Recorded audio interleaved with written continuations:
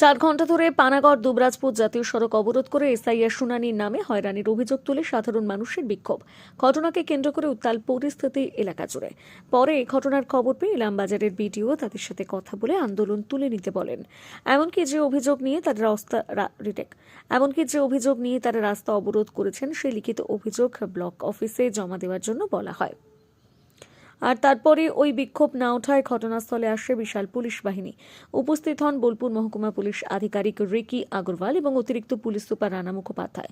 পরে অবশ্য বিক্ষোভ তুলতে লাঠিচার্জ করতে দেখা যায় পুলিশ আধিকারিকদের।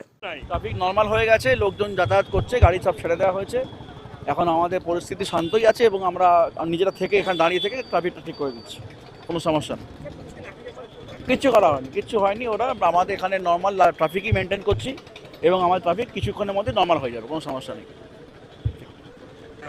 প্রথমে খসড়া তালিকা বের হয়েছিল, আমরা এসআইয়ের বিরোধী নয়, এসআইয়ের হক, কিন্তু দিনের পর দিন যে এসআইয়ের অবনতির দিকে যাচ্ছে, আজকে এই আইন, কালকে এই কাগজ রিপোর্ট, এই কাগজবাদ, এই দিনের পর দিন যে মানুষদেরকে হয়রানিতে ফেলছে, সাধারণ মানুষদেরকে যে হয়রানিতে ফেলছে, তারই প্রতিবাদে মিছিল। আমার দাদার 1931 সালে দলিল আছে, আমার দাদা 1954 সালে প্রথম ভোটার লিস্টের নাম আছে, 1972 সালে আমার নিজের দাদার কাগজ রয়েছে জমির, বাবা 2002 সালে ভোটার লিস্টের নাম। আমরা 4 সন্তান, তারপরে বলছে নাকি 6 সন্তান। এই যে আমাদেরকে বারবার ঘোরাচ্ছে, এর জন্য আজ আমাদের প্রতিবাদ, আর কোনো নয়। গরিব মানুষকে, সাধারণ মানুষকে যে হেনস্থা, এরই প্রতিবাদ।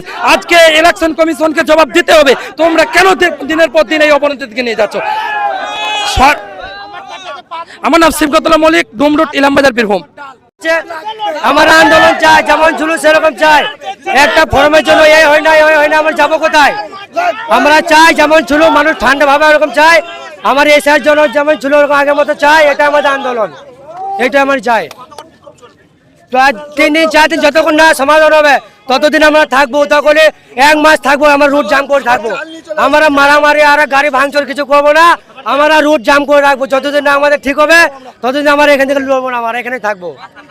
আমার নাম শেখ সাইফুদ্দিন।